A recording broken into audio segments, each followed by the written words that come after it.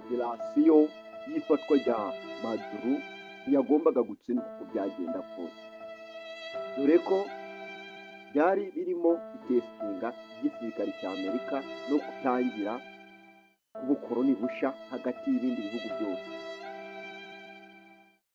Ubukaka n'ubushongore bw'igisirikare cya Amerika niho bwagombaga kugaragarira. Byabatwaye iminsi 736 kugira ngo iyo operasiyo ibashe gukorwa. Bayikora mu masaha atarenze 3, ariko nubwo ari amasaha 3 hari ibyari byihishe mu mabanga y'iyo operasiyo. Maduro bamushinjaga gucuruza ibiyobyabwenge, ariko ntabwo ari byo yacuruzaga, ahubwo uriya wari umugambi wo gutangira gukoroniza ibindi bihugu. Ariko Donald Trump we ntabwo yari azi ko gufata Maduro bishobora guhita bimuteranya bigahindura n'ibijyanye n'umuryango wa OTAN, bigahita biwufasha kuba warimbuka. Ibi gufatwa kwa Maduro byo byatumye ibindi bihugu biri mu muryango wa OTAN byose bifungura amaso. Ubu ngubu byiteguye gushyira ingabo zazo ku bihugu byabyo kugira ngo ibihugu byabo bikomeze kurinda, dore ko urugero nka Perezida Maduro wa Venezuela, ikikubwira ko ari ubukoroni urabyumva, umva neza, ari naho tubonera gukora subscribe. Maduro akimara gufatwa mu masaha atarenze 24, Donald Trump yari yamaze gutegeka umubare w'utugunguru twa esanse tugomba kujya ducukugwa tugahita twoherezwa muri Amerika. Si ibyo gusa, yavuze ko hari imisoro isoreshwa muri Venezuela idakoreshwa neza. Iyo misoro ikaba ishobora kugisoreshwa ikoherezwa muri Amerika, bakabagenera uburyo bagomba kuyikoresha. Inkoko iri wabishonda umukara.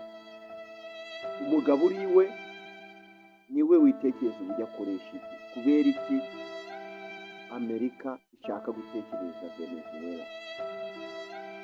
Ibyo bigaha ishusho ibindi bihugu byose byo muri OTAN no gucana ku maso bitegereje, bizi ko nabyo bishobora gukorerwa ibintu nk'ibyo ngibyo, bigacana ku maso. Urabyumva neza. Guhaye ikaze kuri Louis Official Bank Your Mind. Welcome. Kora subscribe.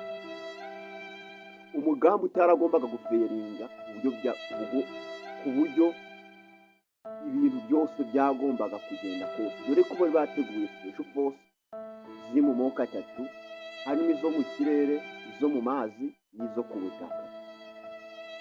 Uriya mugambi karundura iyo uza guferinga byagombaga gucisha amazi igisirikare cya Amerika, umugambi wo gukomeza gukanga ibindi bihugu ntukunde. Niyo mpamvu niyo byanga guca mu kirere, bari kohereza n'ubundi special force zari zigose aho hafi, zo zikanyura ku butaka. Zamara kunyura ku butaka byananirana, hakabaho gukoresha ibisasu bari bamaze gutegura bigomba kugwa ku butaka bwa Venezuela, ahantu hose hari igisirikari kitari kiri mu birindiro bari bamaze kurasa, dore ko mbere yo kwinjira bamanjiye kurasa ibirindiro byose bya gisirikari, stoke z'imbunda za Venezuela. Ntabwo ari ukuvuga ko igisirikare cya Venezuela kitari gishoboye, ahubwo uriya mugambi, iriya operasiyo yo nta gutsindwa kwarimo, dore ko gutsindwa kwa Venezuela byagombaga gutuma ibindi bihugu byose bica amazi Amerika. Urumva Amerika y'ubwayo ntabwo yari yiteguye gucibwa amazi n'ibindi bihugu. Hagati ya Venezuela na Amerika hari harimo umugabo ushaka kugaragaza ko afite agatuza gakomeye, hakabamo n'undi mugabo ugomba kubera igitambo abandi bagabo. Maduro yabereye igitambo ibindi bihugu,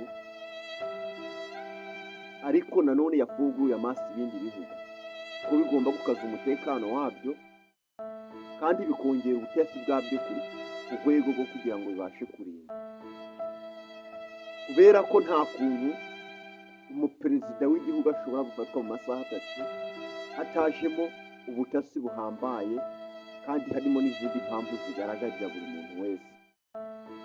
Ibi bikaba bivuga ko ari ubukoroni, kandi nawe urabyumva, ni ubukoroni bugezweho bwa tekinoloji, gusahurira mu nduru, ugusahura kandi utumva. Donald Trump araseka, ariko ubu ngubu ndagira ngo ubwire ko irimbuka rya OTAN ryo riregereje pe. Hagati y'Abanyamerika n'Umufaransa, Donald Trump yamaze guhagarika Macron kwitabira inama muri Amerika ijyanye n'imiryango y'ibihugu yo gutabarana OTAN. Naho amasezerano y'ibindi bihugu yo aravuga ko nta gutera igihugu ugendera ku ntuza, dore ko umuperezida wese aba afite uburenganzira n'itegeko nshingwa ritemerera kugira ikintu ashinjwa. Ariko ibyo byose Donald Trump we yavuze ko ahantu hose hari umunyabyaha ku isi yemerewe kuhajya, kandi uwo munyabyaha akamufata akamufunga. Ubudahangarwa n'ibipimo by'imbunda byo biri hejuru, dore ko undi mugabo mugenzi wa Donald Trump we yamajije kwicara akavuga ko Vladimir Putin yikomanga mu gatuza avuga ko atigeze arasa ku butaka bwa Ukraine, ahubwo yari yaje gufata ibisambo byari biri ku butaka bwa Ukraine. Se ibihe Vladimir Putin avuga? Vladimir Putin avuga ko afite ibisasu kirimbuzi bishobora kurimbura Amerika mu masegonda 35 mu gihe byari bimaze kwambukiranya umugabane bikinjira ku butaka bwa Amerika.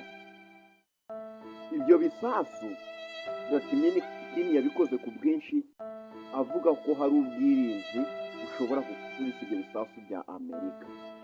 Ibyo bisasu bya Putin we yabikoze ku bwinshi, avuga ko byanze bikunze aramutse arashe ibisasu 5 bikagenda ku murongo byinjirira rimwe ku butaka bwa Amerika, nibura inyuma hakajya hagenda ibisasu 3 bigenda bishoreranye, nibura mu bisasu 30 yarasa 15 bishobora kwambukiranya ibyo bisasu bikagwa ku butaka bwa Amerika, dore ko yakoze misile Palestine zifite ubushobozi bwo kugenda yaba ikimara guturika igahita yikuramo indi.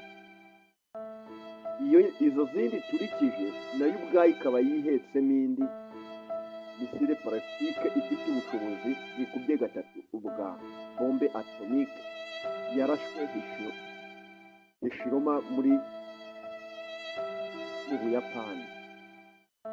Ibyo bigahesha Putin ubushobozi bwo kuba ari we ufite intwaro kirimbuzi, bivugwa ko ari ufite intwaro kirimbuzi nyinshi ku isi. Ese Kim Jong-un we arabivugaho iki iby'ubu bukoroni bushe? Kim Jong-un we aravuga ko itangira ry'ubukoroni busha yatangiye bugezweho, aho batakigukoroniza bakwigisha, ahubwo baza bakagufata noneho ibyo ufite byose bakabikwaka, bamara kubikwaka bakabitembereza mu gihugu cyabo, wowe bakaguha ibishaje byo mu gihugu cyabo akaba ari byo ukoresha. Noneho amafaranga wagombaga kuguramo ibisha bakayohereza mu gihugu cyawe.